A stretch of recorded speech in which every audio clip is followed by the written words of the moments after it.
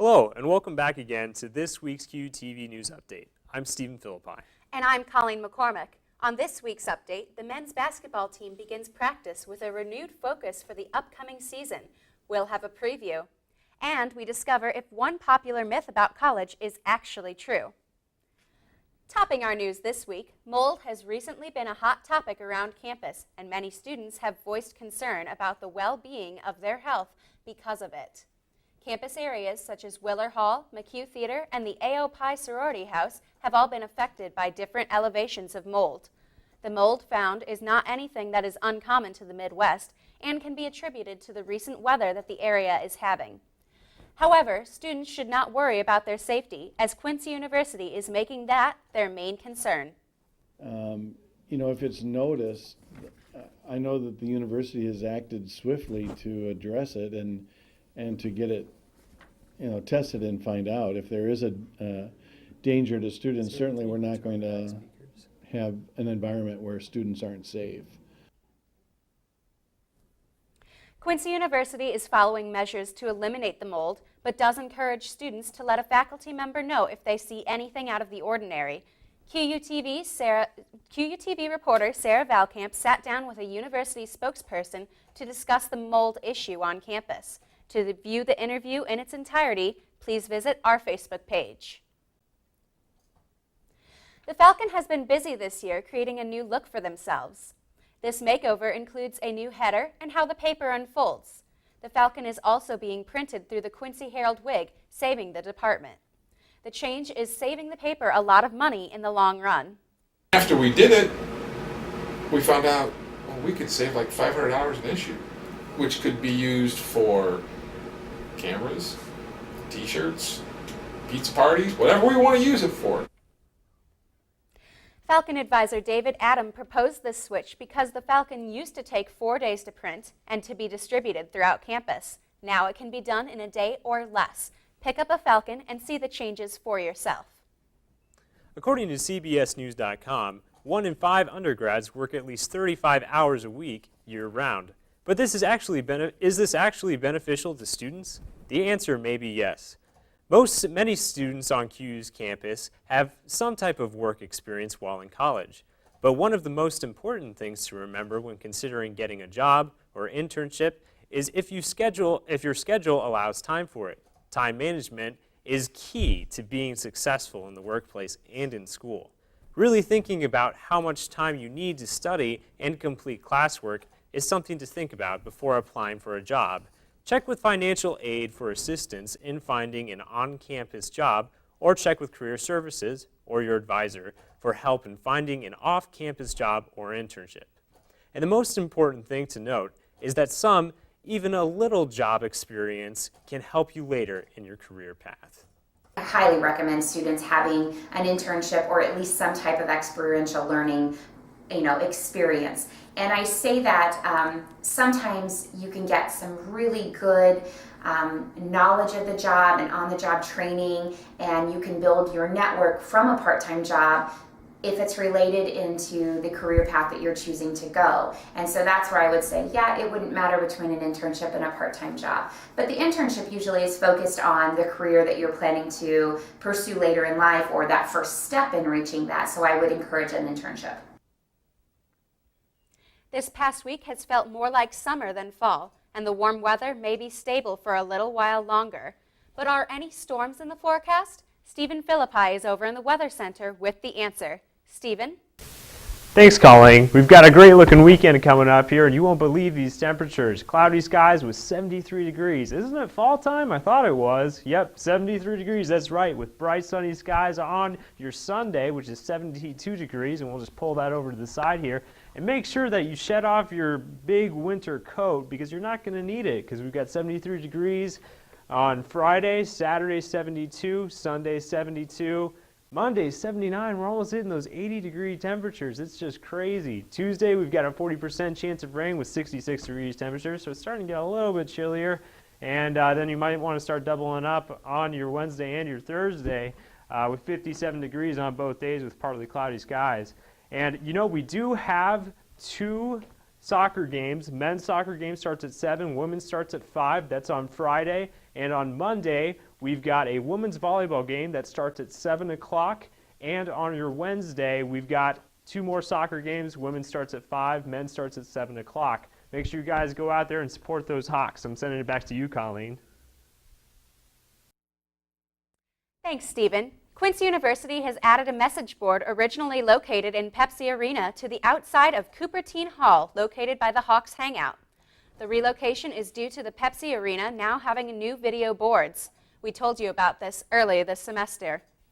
The plan is to use the board outside of Francis to promote upcoming academic, social, and sporting events, and it will also be used to help welcome prospective students who are visiting campus.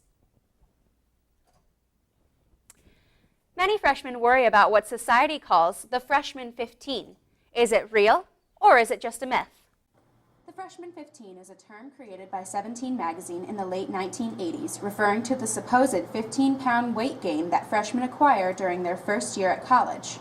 If the saying rings true, each freshman should have gained a total of 4.5 pounds this semester so far. Huffington Post gives us reasons to believe that this amount is just a myth. While it's true that freshmen tend to gain weight during their first year, usually it is more around 5 pounds rather than 15. A recent study from Ohio State supports the Huffington Post claim, stating that less than 10% of students actually gained 15 pounds during their freshman year. In fact, a full quarter of the students actually lost weight. The hype that surrounds this cultural myth can cause anxiety related to weight and food, which sometimes may actually have a negative effect. Some of our students have seen this happen on our campus. And then for those students who are aware of the freshman 15 and are scared of it, they might be like, oh, I need to eat a salad. That's all I should eat, or I need to go work out, or things like that. It is likely that the freshman 15 is a myth, but effects of anxiety and worry over food and exercise and weight is a real problem. Instead of focusing on quantity of food or exercise, students should look into the quality of it. They should choose foods that make them the happiest and the healthiest. Students should exercise in a way that benefits their lifestyle most. Well, I like going to the Pilates classes that they have in the Health and Fitness Center, and then I like to go and run or use the elliptical, and I also really like to go on walks or runs to the river and to Main Street and things like that, but I don't ever see any other students doing that. By developing these healthy habits now, students can be prepared to live healthfully in school and beyond. For QUTV, I'm Colleen McCormick. A surefire way to keep off that freshman 15 is athletics, but some of us may rather watch from the sidelines than participate. Well, whether on the sidelines or in the game, QUTV Sports Director Ethan Cowgill has the scoop on QUTV Sports. Ethan? Well, thanks, guys. The European presence on the men's soccer team has helped elevate the program to great heights. But that European presence isn't only limited to players from Europe. That player also extends to one Quincy native who traveled overseas to master the craft of soccer, and he's seeing that journey pay off on the field. Taylor Reese was a standout varsity player at Quincy Notre Dame who capped off his high school career with a Class A state championship in 2012.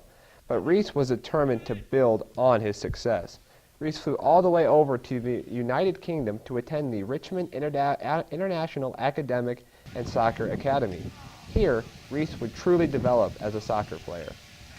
Well, there's a thing called Olympic Developmental Program, and one of the scouts from England saw me there and pretty much just went from there. He talked to me and we made an agreement and just kind of went for it. So being there at the beginning to the end, definitely learned how to, get the ball quicker, play faster, and just get used to, having somebody just being right in with you and physical the whole game.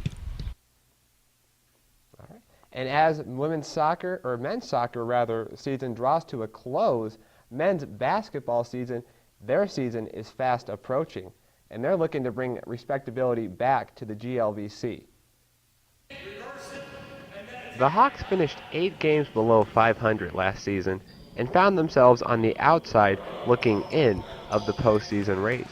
Head coach Marty Bell knows the Hawks have to do better and is pushing his veteran players to get back to winning ways. The Hawks' 10-18 record wasn't indicative of how good this Hawks team can be. Their total point output was more than their opponents combined last year, but sloppy turnovers and inconsistent defense caused a down spiral. When November 15th rolls around, the Hawks will open the season against Ferris State with optimism. The coaching staff has been impressed with how guard Grant Meyer and big man Dalton Hoover have improved over the summer. Bell hopes that those two, along with the 10 other returning players, will provide the blueprint for going beyond the regular season. I think one of the things that you'll see from this team is a cohesion and a depth that we have. We're a deep team. We can play a lot faster. We can play deeper into our bench and really not have a drop-off. Getting Hawks basketball back on track and back to winning ways with the message of respectability isn't only being echoed by the coaches, but the message is also being heard by the players themselves as well. Last year we didn't make the conference tournament. Coach Bell has made the conference tournament every year he's been here besides last year. So bouncing back and getting to the conference tournament and fulfilling maybe a tournament championship and even more than that, you know, the sky is the limit for us. For QUTV Sports, I'm Ethan Cowgill. All right. And women's volleyball as well, their season has also reached past the halfway mark. As their season comes to an end, let's see where they stand in the GLVC conference. And we're going to go ahead and see. Right now, they're 7-15. They're 2-9 in the GLVC. That's going to put them 7th in the Western Division. They are outacing their opponents 83-81. Samantha Hagel, she's got 171 kills on the year. And Summer Holder averaging about 5 digs per set. And the Lady Hawks, they're going to continue to battle to get into the GLVC tournament until November 8th when they face Maryville University at Pepsi Arena. And that's going to wrap it up for Hawks sports coverage this week. I'm going to hand it back to Stephen in the studio. Thanks, Ethan. Some Quincy University students aren't waiting to graduate to get started on their careers. Junior Chris Chappelle founded a company called A Legal Dream. The mission statement of A Legal Dream is to help strengthen the lost and misguided, and to uplift others and to create and live their dreams. Legal Dream as the name of my photography company, and it eventually manifested into a lifestyle that I live personally, and I've helped, I wanted to say, adapt for others. And essentially I would like for A Legal Dream Positive Mind State to grow globally and universally, and just pretty much help people understand that there are people out there that need help, and in order for us to succeed, you know, as a greater good, we must, you know, help each other and just spread love and positivity. To get involved with A Legal Dream, go to the website on your screen. There you can contact him via email. You can also find A Legal Dream on Facebook and Twitter.